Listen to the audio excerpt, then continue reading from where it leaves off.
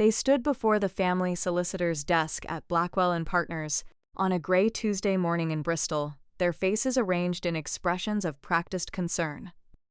The widow, that's what they called me now, as if the word itself had been stamped onto my forehead at the funeral service, had no idea what was coming.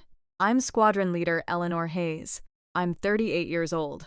Just 72 hours ago, I'd watched as the Union Jack was folded with ceremonial precision and placed into my trembling hands.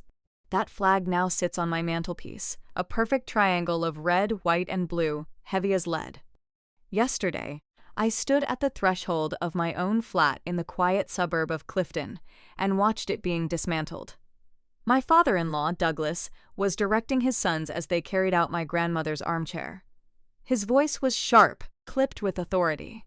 "The family inheritance must be preserved," he said. "This belongs with us. Your assignment here is finished, Eleanor." My mother-in-law, Veronica, smiled at me. That particular smile, the one that had haunted every family gathering for the past decade. It was sweet, polished, and absolutely devoid of warmth. She picked up our wedding photograph from the shelf, slid my image from behind the glass with 2 manicured fingers, and dropped it into the waste bin with the casual indifference of someone discarding junk mail. "We'll keep the photo of David," she said breezily. "He doesn't need you cluttering up the background anymore." They'd treated me like a soldier whose tour of duty had ended. A temporary placement. A mission accomplished. But they'd made a fatal miscalculation. They thought they were moving against a solitary widow. They had no understanding whatsoever that they were marching directly into a battlefield my husband had already prepared.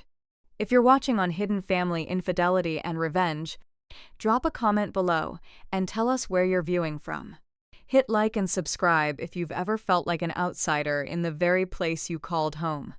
The air in Bristol is something you have to experience to understand. It's thick, damp, and clings to your skin like an extra layer you can't remove. After the funeral, after the final salute, after taps echoed across the cemetery's wet grass, I didn't go home. I couldn't face it. The silence would have been suffocating. Instead, I drove back to the base and spent the night in my small office, surrounded by filing cabinets and the hum of fluorescent lights. It was sterile, orderly, a place where emotion had no protocol but duty did. By morning, I felt steady. I put on my service dress uniform. Not the ceremonial blues, but the everyday green and gray. It felt like putting on armor. I drove my Range Rover through the tree-lined streets towards Clifton. Sunlight broke through the gray clouds, casting long shadows across the pavement. It should have looked peaceful. Instead, every muscle in my body went rigid. The front door was ajar. I never left it ajar. My hand instinctively went to my pocket, reaching for my keys through pure habit. I slid the key into the lock. It wouldn't turn. I tried again, pushing harder this time. Nothing. It was like hitting a brick wall. The key that had worked for 11 years was useless. They'd changed the locks. A cold sensation spread through my stomach, tightening like a fist. I took a steady breath, straightened my shoulders, and pressed the doorbell. The chime sounded cheerful, almost mocking. After a long pause, the door opened wider. My brother-in-law, Christopher, stood there in boxer shorts and a t-shirt, with a half-eaten packet of crisps in his hand. He looked at me with annoyance, as though I were a delivery driver interrupting his morning. "Oh, it's you," he mumbled through a mouthful of salt and vinegar. He didn't step aside. I had to brush past him to enter my own home. The living room had been transformed. It wasn't a home anymore. It was a staging area for removal. My father-in-law, Douglas Pembroke, stood in the center like a commanding officer surveying conquered territory. He held a clipboard with a pen tucked behind his ear, directing 2 professional movers I'd never seen before. The air was thick with the smell of his expensive cigar. He looked up at me with absolute indifference. "You're back earlier than anticipated," he said flatly. No inquiry about my well-being. No expression of sympathy. Just a statement of inconvenience. "We're proceeding with the transfer." That word. Transfer. As though my life were a military base being decommissioned, not a home being dismantled piece by piece. This was the flat where David and I had hosted dinner parties, celebrated every Christmas, held each other before my deployment cycles, a voice drifted down from the upper landing, honey-sweet and laced with poison. "Well, look who's arrived." Veronica descended, holding my jewelry box. It was simple wood, something David had bought at a market in Edinburgh years ago. She opened it and peered inside with visible disgust. "How quaint," she cooed, her accent becoming more pronounced. "These look terribly ordinary, Eleanor, dear. Surely they're not pieces of any real value? You're welcome to take them, of course. We have absolutely no use for costume jewelry." My throat tightened, but I said nothing. Then her gaze moved to the wall above the fireplace. My wall of honor. Framed medals, the Air Force Cross, commendations from operations in places she couldn't locate on a map. Each one represented years of service, sacrifice, dedication to something larger than myself. Veronica wrinkled her nose with theatrical distaste. "Christopher," she called to her younger son, who was packing books into a cardboard box. "Take those dreadful things down. They absolutely clash with the aesthetic we're going for." The words hit like a physical blow. This wasn't about aesthetics, this was erasure. They were systematically removing any evidence that Squadron Leader Eleanor Hayes had ever existed within these walls. They were treating the symbols of my military service, the very badges of my sacrifice, as clutter to be removed. My voice came out low and steady. The voice of someone trained to command, "What exactly do you believe you're doing?" Douglas turned slowly, deliberately. He removed his cigar from his mouth and looked me up and down, his eyes lingering on my uniform with undisguised contempt. "Listen here," he said, his voice dropping to something menacing and cold. "David may have chosen to marry you, but he couldn't make you a Pembroke. Blood is blood. This property, this legacy was built on generations of family wealth and influence. It will not be handed to a transient military officer who could be reassigned at any moment." Every word was calculated. Each phrase dismissed our 11 years of marriage, negated the love David and I had built, insulted everything I'd worked for. He was reducing my entire life to a temporary contract. He saw the anger hardening in my expression because he moved in for the final strike. "You have 2 hours to collect your personal possessions," he said, gesturing around the room. "Anything remaining after that time will be considered family property and disposed of accordingly. A final eviction notice.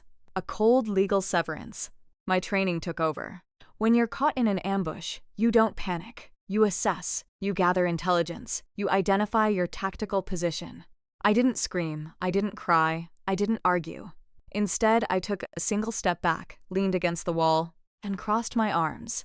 My face became a neutral mask. I watched. I watched Timothy directing a mover to take my grandmother's armchair, the piece with the worn floral fabric where her head had rested so many times. I watched Christopher take down my medals, handling them with the careless indifference of someone packing away old Christmas decorations. I watched Veronica move through the rooms, pointing at things, claiming them, her voice sharp with ownership.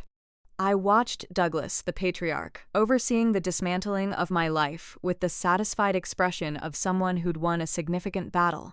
They saw a defeated woman, a widow broken by grief.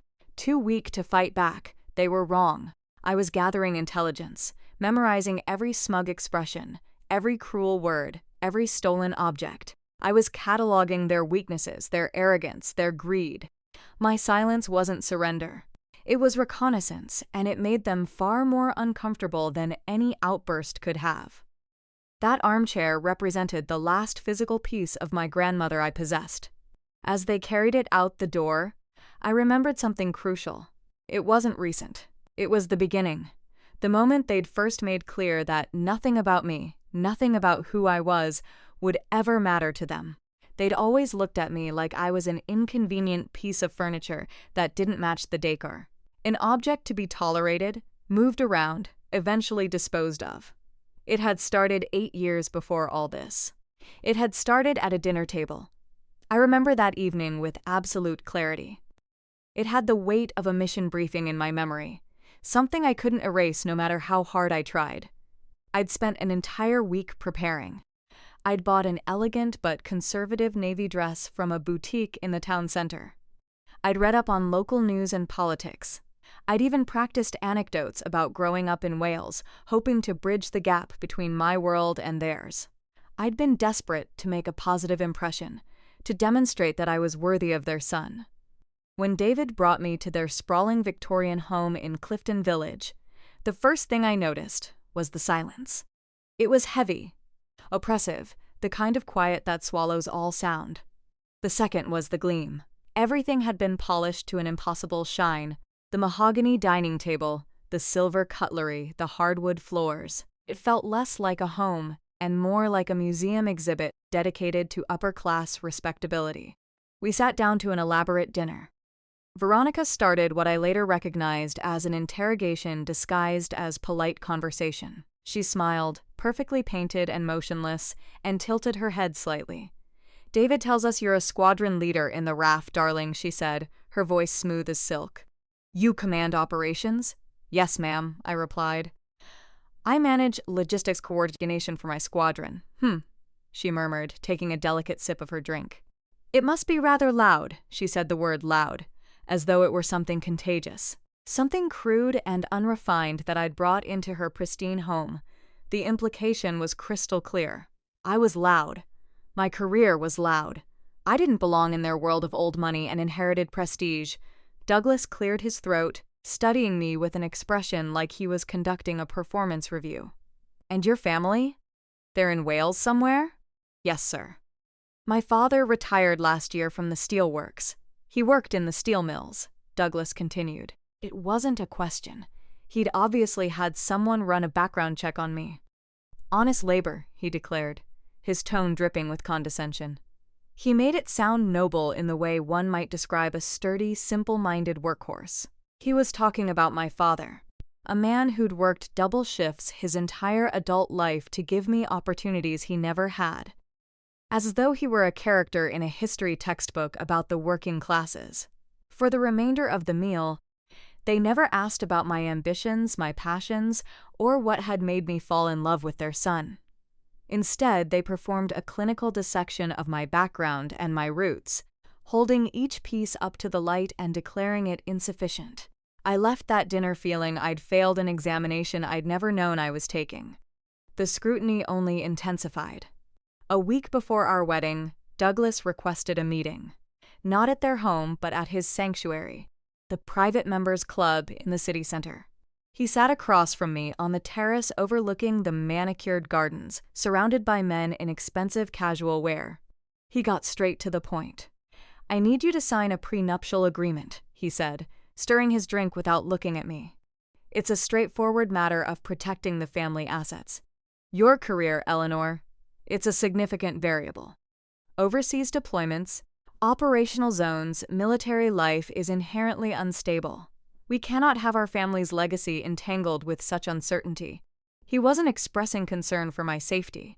He wasn't worried about me. He was conducting a financial risk assessment on my life. Our marriage wasn't a union of love to him. It was a volatile investment that required hedging. Through everything, David was my anchor. He saw the subtle criticisms, the dismissive glances, the cold silences. That night, after the dinner, he held me in our small flat, a world away from his parents' mansion. "I'm so sorry, Eleanor," he whispered into my hair. "They don't understand you. They don't see you. All they see is the uniform." He was right. They saw the uniform as a costume, a symbol of a world they didn't understand or approve of. But David saw it differently. He saw it as part of me, not all of me. He saw the woman who loved rescue dogs and terrible action films. The woman who could be tough as steel on the outside but who cried at sappy television adverts. He was my only ally in this silent, chilly war. His love was my refuge. I kept trying, though, for him.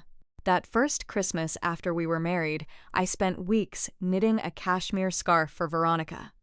It was beautiful, deep emerald that I thought would suit her coloring. Each stitch had been a silent plea for acceptance. On Christmas morning, amidst an enormous pile of expensive gifts beneath their towering tree, I handed her my carefully wrapped present. She opened it and smiled that same placid smile. "Oh my, you're quite skilled with needlework, aren't you?" she said.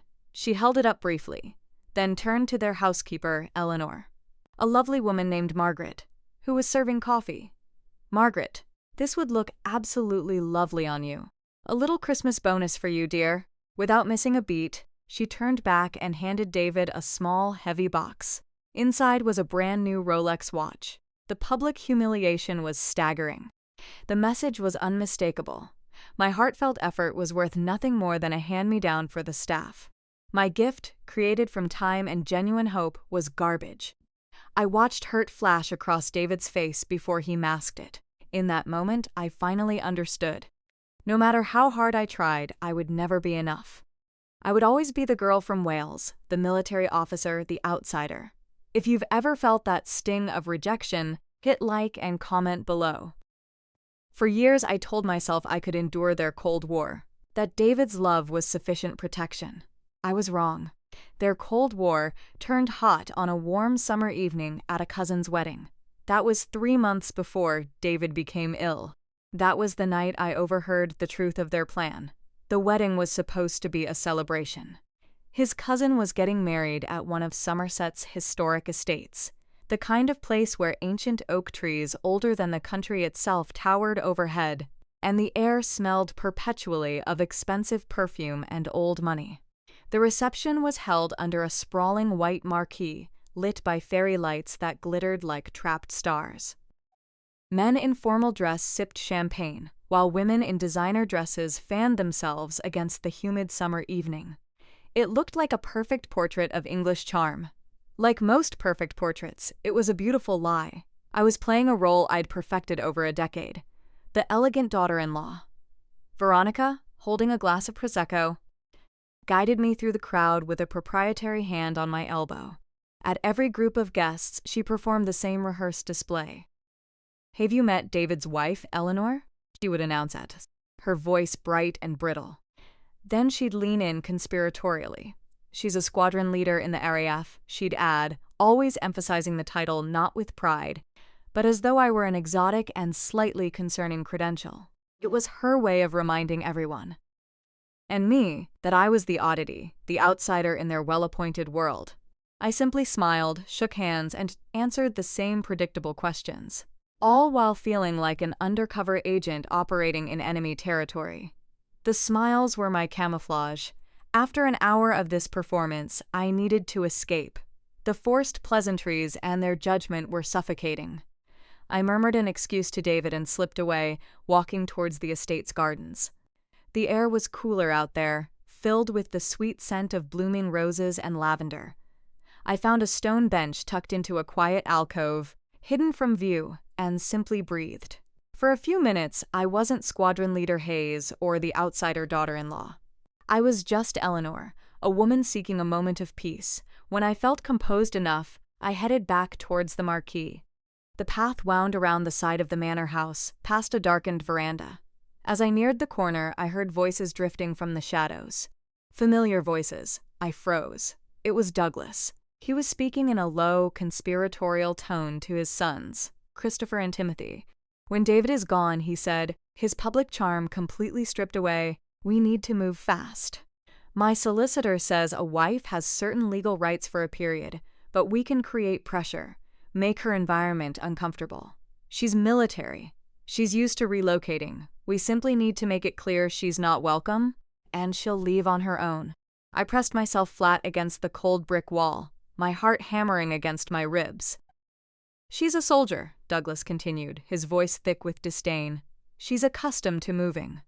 All we need to do is establish that this is no longer her place, and she'll pack her things and go. A clean break, one of them said. They weren't discussing the possibility of David's death as a tragedy.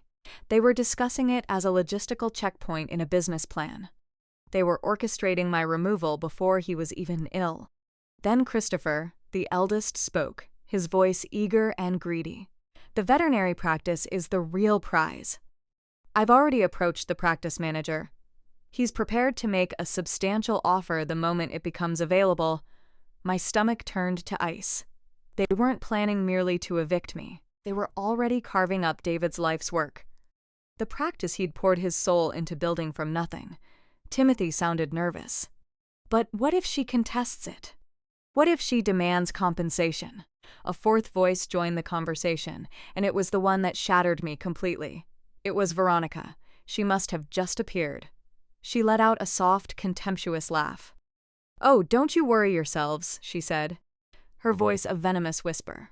What on earth could she possibly demand? She arrived in this family with nothing but a military rucksack. She'll leave exactly the same way.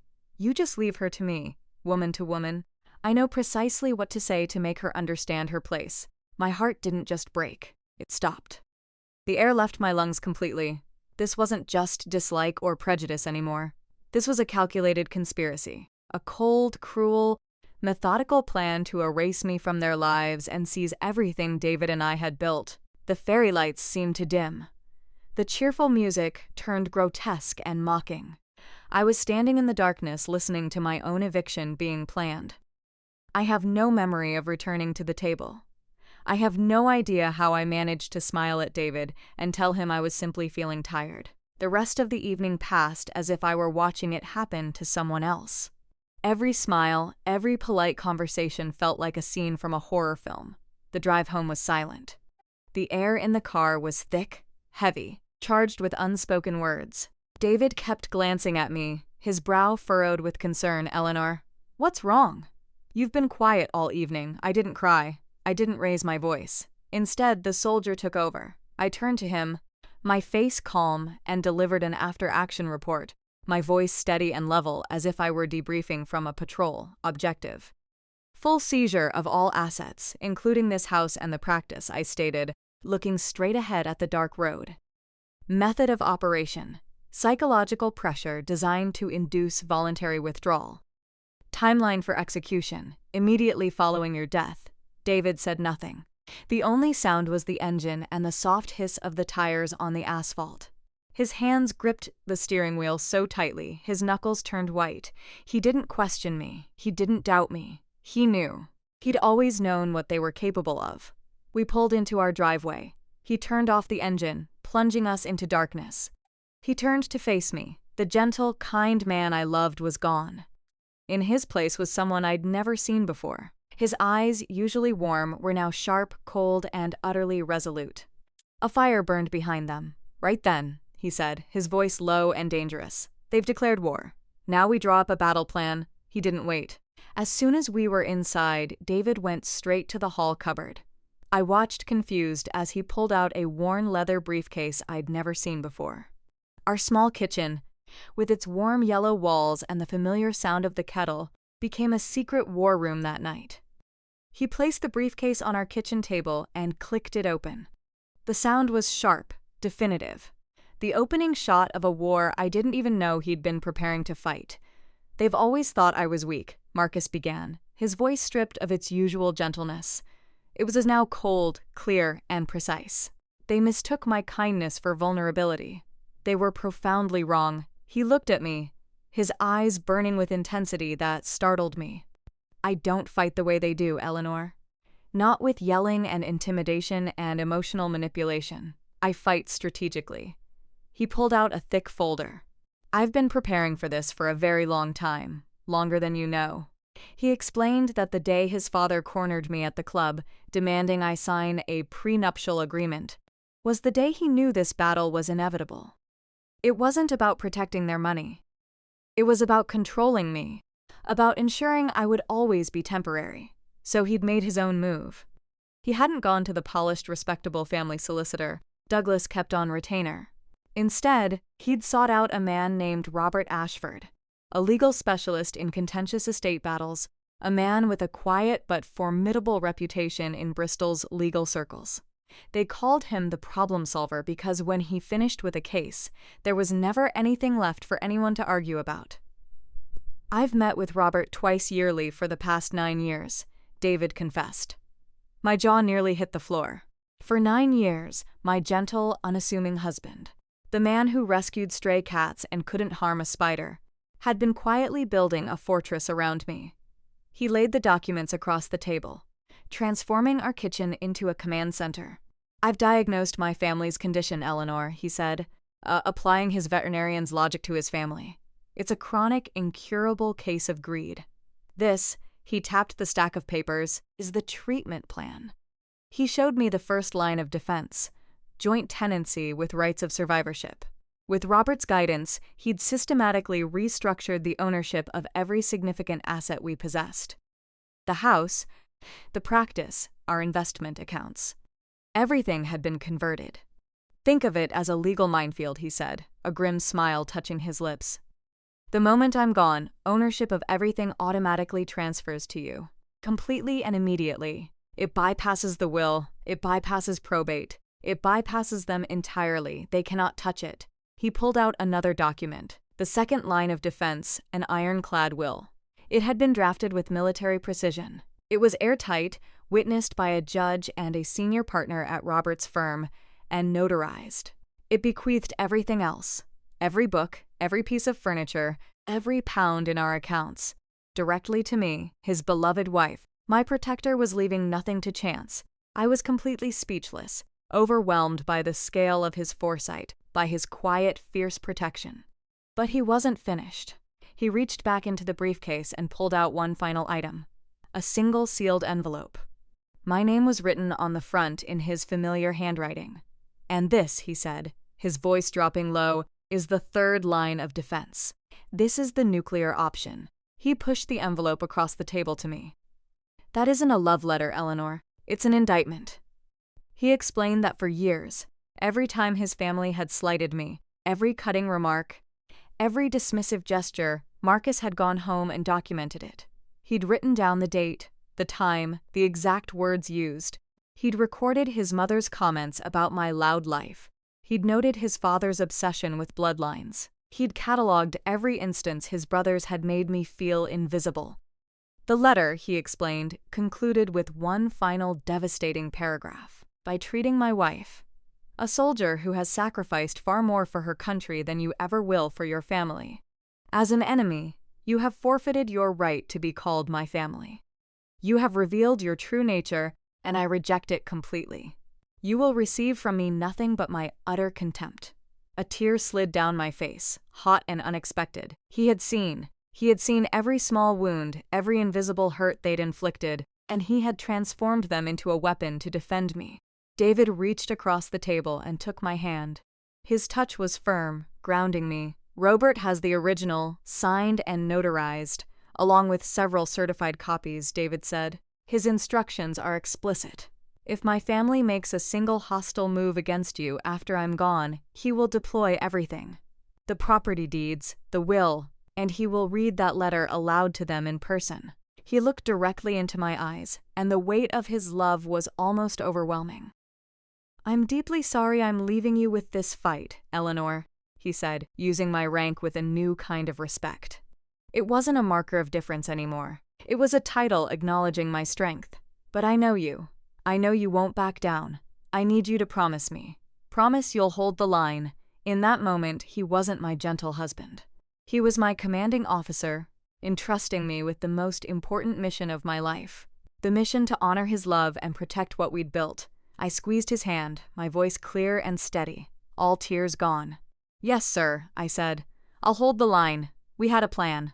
We had a fortress. We thought we had time. 6 weeks later, the word cancer entered our lives, pancreatic cancer. Stage 4. The doctor spoke the words with quiet sympathy, his voice gentle, but they landed in our quiet life like a bomb, obliterating everything. The battle plan we'd just prepared, the one we thought was for some distant hypothetical conflict, suddenly had a brutally compressed timeline. The enemy wasn't just greed anymore. It was time itself. David faced it like the quiet warrior I was beginning to recognize he'd always been. After the doctor left, his first words weren't, "Why me?" or, "I'm afraid." He looked at me with clear, focused eyes despite the devastating news, and said 2 words: "Call Robert." He was a pilot facing catastrophic system failure, immediately running through his emergency procedures. No panic, only protocol. Those final months were a blur of hospital appointments, chemotherapy sessions that ravaged his body but never broke his spirit, and nights spent holding him, trying to absorb some of his pain. Between it all, our mission continued. During his good hours, when the medication gave him windows of clarity, he and Robert would speak on the phone or meet in our quiet living room. They worked with the urgency of soldiers fortifying a position before an inevitable assault. They finalized every detail, reviewed every document, and added one final brilliant piece to our arsenal: a no-contest clause. Robert explained it to me simply. It was a trap. Anyone who dared to challenge the will in court would be automatically and completely disinherited, cut off from receiving even a single family photograph. It was perfectly designed for the greedy and the arrogant. As David grew weaker, the vultures began to circle. His family started visiting, their faces arranged in expressions of false concern. They arrived, bearing casseroles and funeral flowers, filling our home with the scent of artificial sympathy. Their performances were flawless, but their eyes gave them away. They weren't looking at David. They were looking past him at the house, the furniture, the assets. Douglas would walk through the rooms, his hand on his chin, as though inspecting a property for purchase.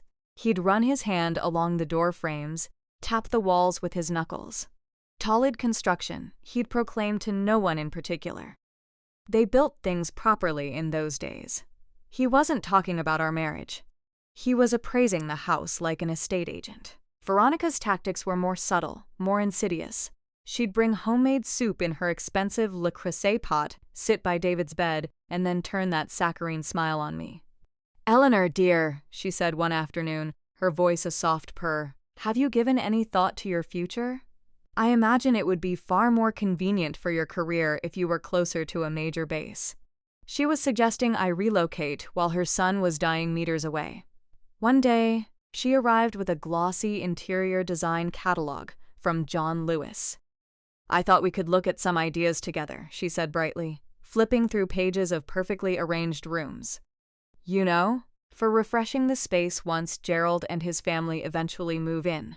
She was asking my opinion on how to redecorate my own home for my replacement. The audacity was breathtaking. Through it all, they rarely asked David how he was feeling. They talked at him, around him, but never to him. They were waiting, and their waiting felt like a physical presence in the house, a cold, heavy shroud suffocating what little time we had left. The final, undeniable proof of their intentions came on a quiet Wednesday afternoon. David was sleeping in the hospital bed we'd set up in the living room.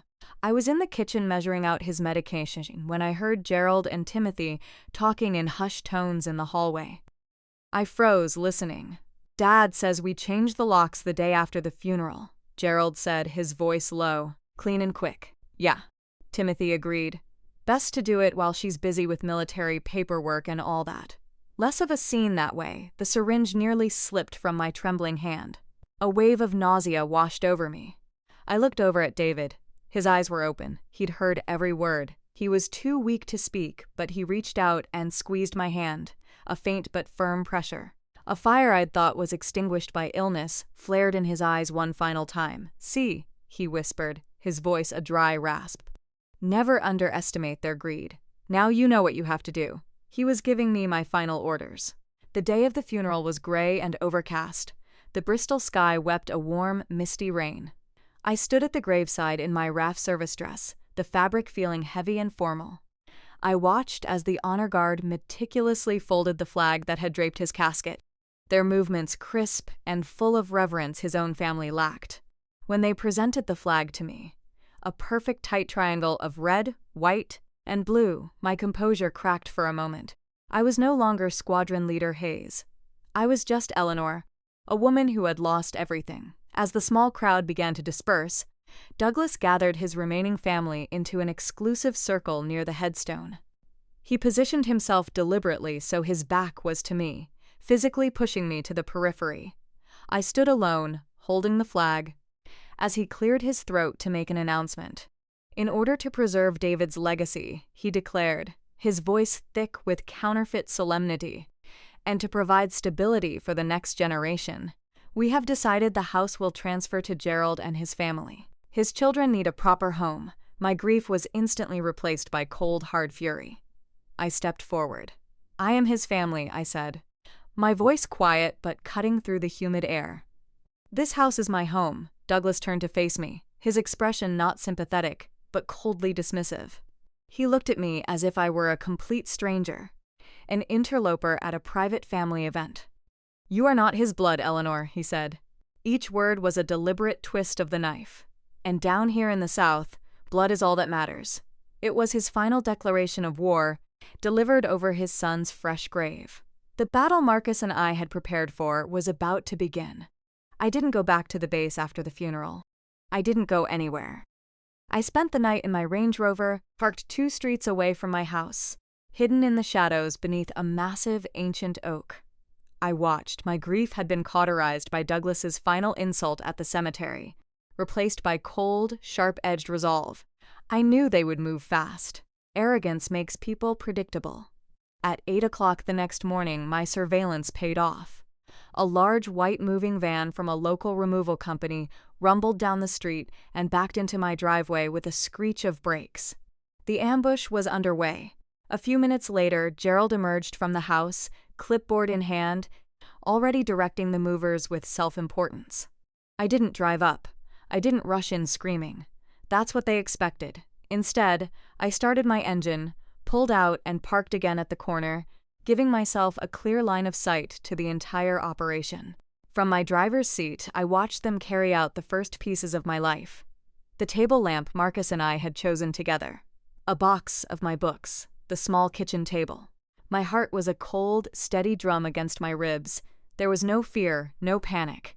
Just the focused calm that comes before a mission launch. I pulled out my phone. I didn't hesitate. I dialed the number David had made me memorize. It rang twice. Ashford, a deep, calm voice, answered. "Robert, it's Eleanor Hayes," I said, my voice even and low. My eyes remained fixed on the house. The operation is active. The hostiles are on site. They're removing assets from the property. I spoke in the language I knew best. The language of the military. It stripped away the emotion, leaving only facts. There was a brief pause. Then Robert's voice came back, just as calm, but with an undercurrent of steel. "Understood, squadron leader. Reinforcements are en route. ETA 10 minutes. He didn't say, 'I'll be right there.' He said, 'Reinforcements.' The word was a promise. 'Hold your position,' he added. Then the line went dead. I put the phone down, took one more deep breath, and got out of the car. I walked, not ran, down the pavement. I didn't go to the front door. I walked to the end of the driveway and stopped, planting my feet squarely in the center, blocking the path. Then I crossed my arms and waited. My posture was perfect. Back straight, shoulders squared, chin up. It was the stance of a soldier on guard duty, unmoving, unflinching, a human barrier. The movers carrying a large sofa saw me first. They hesitated, slowed, then stopped, looking uncertainly from me to Gerald. Gerald, annoyed by the delay, stormed out of the house. "What's the holdup? Come on. Keep moving." Then he saw me. His face twisted into a scowl. "What the hell are you doing? Get out of the way." I didn't move. I didn't speak. I simply held his gaze. My silence was a weapon. It was unnerving, defiant. It wasn't the reaction of a hysterical, grieving widow, and it threw him completely off balance. His father came out onto the porch, drawn by the commotion. "What is it now?" Raymond barked, his face red with irritation. When he saw me, he sneered. "You again? I told you your time here is finished. Leave before I have you removed for trespassing." Right as the word trespassing left his mouth, another sound joined the quiet morning. The deep, expensive purr of a German engine. A gleaming black Mercedes glided down the street and came to a stop directly behind the removal van, boxing it in. It wasn't just a car, it was a statement. It moved with silent predatory grace. The driver's side door opened. A man emerged. He was tall, broad-shouldered, and wore a perfectly tailored charcoal gray suit that probably cost more than my first car. This was Robert Ashford. He looked less like a solicitor, and more like the man politicians call when they need their problems solved. He didn't even glance at me. His focus was entirely on the 2 men standing on the lawn. He walked with calm, deliberate pace, his polished shoes making no sound on the tarmac until he stood directly in front of Douglas. "Douglas Coleman," Robert asked, though it wasn't a question. His voice was a rich baritone carrying the kind of authority that demanded attention. Douglas, momentarily flustered by this unexpected arrival, puffed out his chest. "I am. Who are you?" "My name is Robert Ashford," he said, extending a business card. "I represent the estate of the late David Coleman." I am personal counsel for my client. He paused, turning his head slightly to nod at me with profound respect. Squadron Leader Eleanor Hayes, he said. My rank like a royal title. The contrast between his deference and Douglas's contempt was stark and deliberately executed. Douglas's bravado began to crack. He looked from Robert to the impossibly expensive car to me standing like a statue at the end of the driveway. The calculation was visible on his face, and he didn't like what he was seeing. Robert didn't give him time to recover. His voice became as cold and hard as a judge's gavel. I'm here to inform you that you are currently engaged in illegal trespassing and the theft of private property belonging to my client, he said, his gaze sweeping across Douglas, Gerald, and Timothy. I am instructing you to cease all activity immediately. Furthermore, every single item that has been removed from this house is to be returned to its original position. Now, he took a step closer. If my instructions are not followed to the letter within the next 5 minutes, he continued, his voice dropping to a near whisper that was somehow more menacing, my next call will be to the Chief Constable of Avon and Somerset Police, who happens to be a very dear friend from university, and all of you will be spending the night in custody answering questions. The change was instantaneous. Douglas's face went from ruddy anger to a pasty, slack-jawed white. Gerald and Timothy looked as though they'd been punched. The smug certainty they'd worn like armor was gone, replaced by raw, dawning panic. They finally understood. They weren't fighting a solitary, grieving widow anymore. They were fighting the law. There's a particular kind of satisfaction in watching a bully finally meet their match, isn't there? If you've ever wanted to cheer for someone who stood their ground, hit like and comment with one word that describes how this moment makes you feel. Let me see words like finally or justice. Now that I have your attention, Charles said, his voice cutting through their stunned silence. I suggest we move this discussion inside. Robert didn't wait for an invitation. He swept past the stunned Pembroke family, his powerful presence dominating the space before he'd even spoken. I followed a few steps behind, closing the front door with a quiet, definitive click. The battle had moved from the lawn to the living room. He walked directly to the gleaming mahogany dining table, the very same table where I'd been judged and dismissed 11 years earlier, and placed his leather briefcase upon it. He unlatched it with 2 sharp snaps that echoed in the tense silence. It sounded like a soldier chambering a round. Douglas, scrambling to regain some semblance of control, finally found his voice. It was strained, a poor imitation of his usual commanding tone. You have no right to be in this house. This is a private family matter. Robert looked up from his briefcase, a smile that held no warmth touching his lips. Mr. Coleman, he said, his voice dangerously soft. When the assets in question are valued in 7 figures, and when my client is being illegally evicted from her own home, it ceases to be a family matter. It becomes a legal matter. And in this matter, he paused, straightening to his full imposing height. I have every right to be here. He reached into the briefcase and pulled out the first file. It was thick, bound in blue. Let's start with the fundamentals, shall we? He said, his tone that of a professor lecturing a particularly slow class. He slid a sheath of papers across the polished wood towards Douglas. These are the deeds to this house, the veterinary practice on White Ladies Road, and the waterfront property down by the Avon Gorge. As you can see, they were all refiled several years ago under joint tenancy with rights of survivorship. He let the legal term hang in the air for those unfamiliar with estate law. That means, he continued, his eyes locking on to Douglas's, that 1 second after David Coleman passed away, Squadron Leader Hayes became the sole and undisputed owner of all 3 properties. The transfer was automatic and absolute. Your actions today, therefore, constitute illegal trespassing. Gerald made a choking sound. That's not possible. Oh, it's very possible, Robert said without glancing at him. He pulled out a second document. And just in case anyone felt inclined to challenge the matter, David also drafted this. He laid out a will. This is his last will and testament, legally executed, witnessed, and notarized. It is, for all intents and purposes, ironclad. It clearly states that all remaining assets, tangible and intangible, are bequeathed to his wife, Squadron Leader Eleanor Hayes. Patricia finally broke her stunned silence. No, she stammered, shaking her head, her carefully constructed composure crumbling. No, David wouldn't. He would never do that to his own family. Robert turned his cold, analytical gaze on her. He spoke with brutal lack of pity. Madam, not only would your son do exactly this, he anticipated this precise reaction from you. His hand went back to the file, flipping to another page marked with a yellow tab.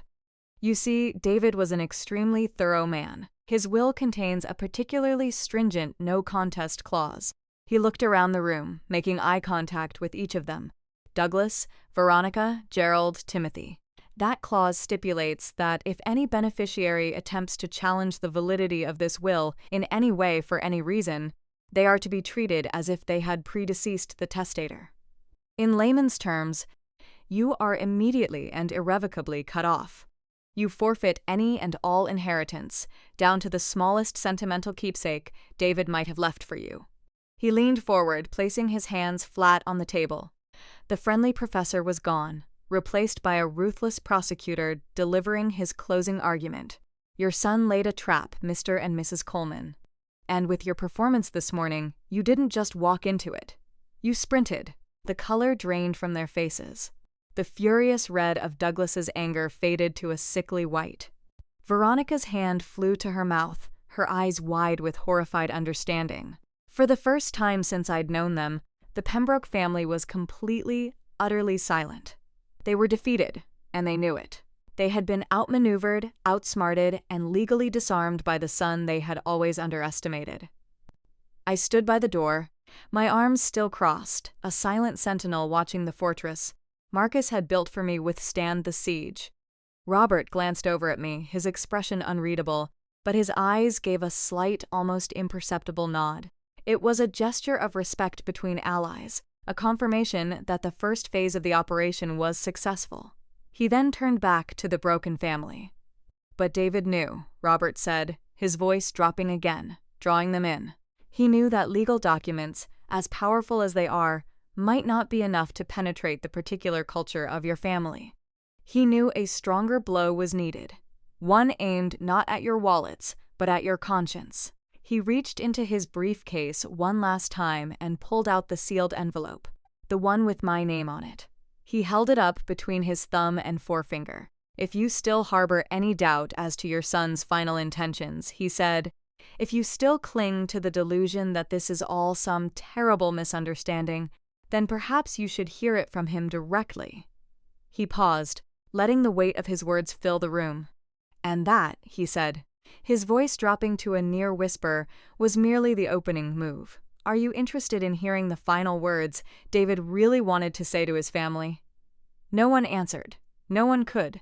The air in the room, already thick with tension, became heavy with a new emotion. Dread. The Pembroke family, who had entered my home with such arrogance and entitlement, now stood frozen, trapped between the legal fortress Robert had just revealed and the emotional bombshell he was about to detonate. Robert took their stunned silence as consent. He reached into his breast pocket and produced a pair of sleek black reading glasses, unfolding them with deliberate, almost ceremonial slowness. He slipped them on, his expression becoming solemn, as if he were a priest about to read a sacred text. He carefully broke the seal on the envelope David had prepared. The sound of the tearing paper was unnaturally loud in the silent room. He unfolded the single sheet of stationery inside and cleared his throat. His voice, when he began to read, was no longer that of a lawyer. It was the voice of a man carrying out a sacred duty. It was the voice of David. To my family, he began, his voice filling the room with weight that was almost physical. If you are hearing these words, it means I am no longer there to stand between my wife and your cruelty. This is a private matter, Douglas cracked, his voice cracking. He took a half step forward, a pathetic attempt to reassert his lost authority. Robert didn't even look up from the page. Your son's instructions were explicit, Mr. Coleman, he said, his voice cutting through Douglas's protest like glass. This letter was to be read aloud publicly in the event of any hostile action taken against his wife. You have more than met that condition. He returned his gaze to the letter. and the weight of David's words descended again. For 11 years, you have looked at Eleanor, and you have seen nothing but a uniform. You saw her sacrifice as a flaw, her courage as an inconvenience, and her dedication as a threat to your neat, orderly world of inherited privilege. You saw a soldier, but you refused to see the woman, the one who held my hand through every fear, the one who celebrated every small victory, the one who loved me not for my surname, but for my heart. The words landed like stones, each one finding its target. Robert continued, a relentless, posthumous accounting of their sins. He turned his head slightly towards Douglas. Dad, you demanded she sign a prenuptial agreement because you don't believe in love. You only believe in bloodlines. You tried to reduce the most important relationship of my life to a business transaction. You failed. He then shifted his focus to Veronica, who was now visibly trembling, her manicured hands clutching each other. Mum, you took the beautiful cashmere scarf she spent weeks knitting for you, a heartfelt offering of peace, and you gave it to the housekeeper in front of her, because in your eyes, her effort, her time, her very essence had no value. It was a gesture of such casual cruelty that it told me everything I needed to know about your character. Veronica let out a choked sob. It wasn't a cry of grief or remorse. It was the sound of a woman whose perfect public mask had just been shattered. Robert didn't relent. His gaze fell upon Gerald and Timothy, who were now trying to shrink into the wallpaper. And Gerald, Timothy, my brothers. You whispered behind her back. You treated her like a temporary occupant in her own home, already planning how to divide up her life before my heart had even stopped beating.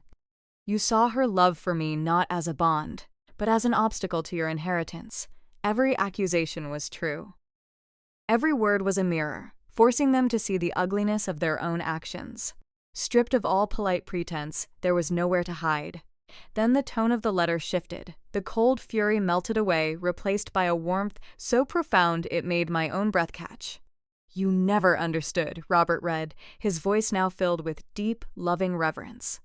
You saw her being a soldier as the problem. You were so profoundly wrong. I loved her because she is a soldier.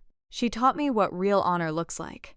She taught me about loyalty, not to a surname or a bank account, but to a person, to a set of values. She taught me how to stand up for what is right, even when standing completely alone. He paused, letting the words settle. Eleanor was my moral compass. She was the very best part of me. This house was never just brick and mortar to us. It was our fortress, a sanctuary we built together against a world that did not always understand. And you do not take a fortress from a soldier. The tears that had been threatening finally fell, rolling silently down my cheeks. But they weren't tears of sadness. They were tears of pride, tears of being seen, tears of being known, tears of being loved so completely. He had seen me, all of me, and he had loved me for it. And now, even after he was gone, he was still fighting for me. Robert took a deep breath before reading the final devastating paragraph. His voice became hard again, each word a final judgment. So listen to this, and listen carefully. Everything I have ever worked for belongs to her. This is not a gift. It is an acknowledgement of her worth. By attacking her in her moment of greatest vulnerability, you have proven yourselves unworthy of any part of me. My true legacy is not in my assets or in the Pembroke name. My true legacy is the love I have for this woman and the life we built. Robert looked up from the page, making eye contact with each of them one last time before delivering the final crushing blow. He read the last sentence, not as a request but as a direct, unyielding order from their son. Now get out of her house. When the last word echoed into silence, the room was utterly still. It was the dead, heavy silence of a battlefield after the fighting is over. The game was over. They had lost. Douglas stumbled backward, his legs giving out. He collapsed into a dining chair, not with grace, but with the limp, boneless fall of a puppet whose strings had been cut. He stared into the middle distance, a completely broken man, defeated not by a lawyer but by the ghost of his own son. The silence held for a long moment, thick and suffocating with the ghosts of David's words. Then Robert broke the stillness. His voice was calm, devoid of triumph, but it held the unyielding force of a turning tide. All right, he said, looking directly at Gerald and Timothy, who were still frozen in disbelief. "You heard the man. Let's start bringing it all back." What followed was the most surreal and satisfying theater I've ever witnessed. Under the watchful, unblinking gaze of Robert Ashford, the great Pembroke retreat began. Gerald and Timothy, the arrogant heirs who had never done manual labor in their lives, were now sweating under the Bristol sun, their expensive polo shirts sticking to their backs. They grunted and strained as they hauled furniture and boxes back into the house they'd so confidently tried to claim. They moved with the sullen, resentful silence of defeated soldiers forced to clean up their own mess. Douglas didn't move. He sat there, aged a decade in an hour, his face a gray mask of ruin. Veronica, however, made one final desperate attempt to salvage something from the wreckage. She approached me as I stood by the door, her face a mess of streaked makeup and pleading. "Eleanor," she began, her voice a pathetic whisper. "Eleanor, please. We can talk about this. I didn't feel anger anymore. I didn't feel anything except a vast, weary distance." I held up my hand, a simple, quiet gesture to stop her. "There is no we, Mrs. Pembroke," I said, my voice calm and final. It was the first time I'd ever called her that. There never was. It was the simplest boundary I'd ever set, and the most powerful. It was a wall she could not breach. She recoiled as if I'd struck her, then turned and retreated to her husband's side, finally defeated. Before they left, I had one final command. I walked over to Robert and murmured something in his ear. He nodded. "One last thing," he announced. "My client requests that her grandmother's armchair be returned. By you," he pointed at Gerald and Timothy and placed exactly where it was. The humiliation was complete. I watched them awkwardly maneuver the floral armchair, my last piece of my own family, back to its rightful place beside the fireplace. It was more than just a piece of furniture. It was the restoration of order. It was justice. News in a city like Bristol travels faster than a summer thunderstorm. It moves in whispers at the private clubs, in hushed telephone calls between the wives of prominent men, in gossip exchanged over afternoon tea and charity lunches. The story of how the proud Pembroke family had tried to dispossess a decorated RAF officer, their own widowed daughter-in-law, and had been so spectacularly defeated, became the scandal of the season. The consequences were swift and brutal. Douglas, a man who lived for his social standing, became a pariah. He stopped showing up for his morning coffee at the club. Veronica, who chaired 3 different charity boards, was quietly asked to step down from all of them. Gerald's plan to purchase the practice fell apart. The practice manager, a man of quiet integrity, refused to do business with him after hearing what had happened. They hadn't just lost a legal battle. They had lost the one thing they valued more than money: their reputation. Their carefully constructed social dynasty had crumbled into dust. About a week later, a thick cream-colored envelope arrived in my mailbox. It was from Douglas. Inside there was a stiffly worded letter full of excuses disguised as an apology. He wrote about his grief, his desire to protect the family, his misunderstanding of David's wishes. Tucked inside the letter was a cashier's check for £100,000. I stared at it. It was blood money. A final, insulting attempt to buy my silence, my forgiveness, my complicity. He still didn't understand. He thought this was all about money. I walked into the kitchen to the stainless steel sink. I took out the cheap lighter I keep in a drawer for lighting candles. I flicked it on, the small flame dancing in the quiet room. I held the corner of the check to the flame and watched as the fire consumed Douglas's guilt money. It curled into blackened, fragile ash, the numbers and his signature disappearing into nothing. It wasn't an act of anger. It was an act of liberation.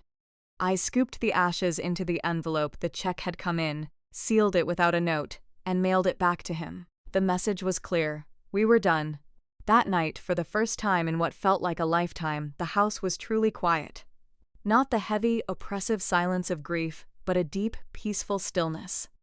I sat in my grandmother's armchair, its familiar floral pattern a comforting presence in the dimly lit room. I didn't feel triumphant. Not really. The victory didn't taste sweet. It was just quiet.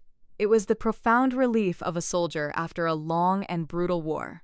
The adrenaline was gone, leaving behind only a bone-deep weariness and a sense of peace. I had fought not for revenge, but for preservation. For the sanctity of the life David and I had built. The mission was accomplished. My eyes fell on the letter from David, which I had placed on the mantelpiece. The paper was still unfolded, a silent testament to his love and foresight. He had drawn the map, he had supplied the arsenal, but I was the one who had to stand on the battlefield. I was the one who had to hold the line. And I had won. And now the battlefield was quiet. The question was, what does a soldier do when the war is over? What do you build on the ground you fought so hard to protect? The answer didn't come in a single moment of revelation. It arrived quietly, piece by piece over the next 6 months, like the slow, steady Bristol dawn breaking over the harbor. It began not with a grand design, but with a simple decision.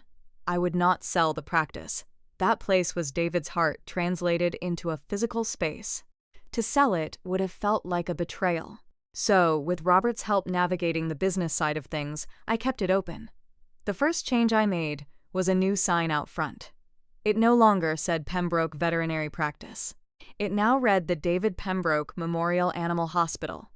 I was still an active duty officer, but my weekends changed. Instead of catching up on sleep or running errands, I started spending my Saturdays at the practice. I wasn't a vet, of course, but I could answer phones, comfort anxious pet owners in the waiting room, clean kennels. The practice staff who had adored David welcomed me with open arms. Slowly, something beautiful began to happen. Because of my uniform, other military families started coming in. A young Army lieutenant whose Springer Spaniel needed surgery he couldn't afford. A Navy family new to town whose golden retriever had eaten something it shouldn't have. They came for their pets, but they stayed for the community. The practice's waiting room became an unofficial gathering spot, a place where military spouses could share advice over a cup of tea, where soldiers could talk freely without having to explain their lives. It was no longer just a place for healing animals. It was becoming a place for healing people, too. It was becoming a sanctuary. That's when the real plan took shape. I realized what David's legacy needed to be. 6 months to the day after the confrontation in my living room, I found myself standing in front of a group of bright-eyed, newly graduated veterinarians from Edinburgh University. I had invited them to the practice to talk about a new initiative I was launching. I was no longer just a soldier or a widow. I was a founder. Good morning, I began, my voice steady and sure. My name is Eleanor Hayes, and I want to tell you about my husband, David. I told them about his gentle spirit, his incredible skill, and his 2 core beliefs. David believed that animals have a unique ability to heal the wounds we can't see. The wounds of loneliness, of trauma, of loss. He called them the best medics in the world. He also believed that the men and women who serve this country, and the families who stand beside them, deserve our unwavering support and the very best care we can offer. I gestured around the bustling practice. That's why I've established the David Pembroke Companion Fund. It's a charitable organization dedicated to providing free or reduced-cost veterinary care to the pets of active duty service members and veterans in need. This fund is how we will continue both of his core beliefs. It's how his legacy will live on. Not just in a name on a sign, but in action, in service. I was no longer fighting a war. I was building a monument of love. Later that week, while organizing David's old desk at the practice, my fingers brushed against a loose panel in the back of the main drawer. Curious, I worked it free. Tucked inside was another envelope. This one old and slightly faded. It was addressed simply, "To Eleanor, my soldier." My heart leaped into my throat. It was a letter he must have written right after our war room meeting. A final message he'd hidden for me to find one day. My hands trembled as I opened it. "My dearest Eleanor," it began. "If you're reading this, it means the worst has happened. But it also means our plan is in motion. I know you'll win. I never had a doubt. You are the strongest person I have ever known. But I need you to know something. Winning the battle isn't the end of the mission. It's the beginning of the next one.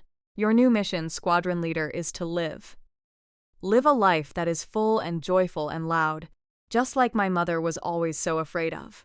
Live it for yourself, not for me. Grieve me, but don't let that grief be the end of your story. Let it be the foundation of a new chapter. Our house was our fortress built to protect us. Now I need you to turn that fortress into a lighthouse. Let it be a beacon of strength and hope for others. My love will always be your reinforcements, your air support, your flank security. I will always be watching your six. Hold the line and then build something beautiful on it. I folded the letter, holding it to my chest. The last piece of the puzzle had clicked into place. He hadn't just left me a battle plan. He had left me a blueprint for peace. The story ends here, but my life did not. It ends this morning with the Bristol sun rising, painting the sky in shades of orange and pink. I'm standing on the porch of my house, dressed in my PT kit, ready for my morning run.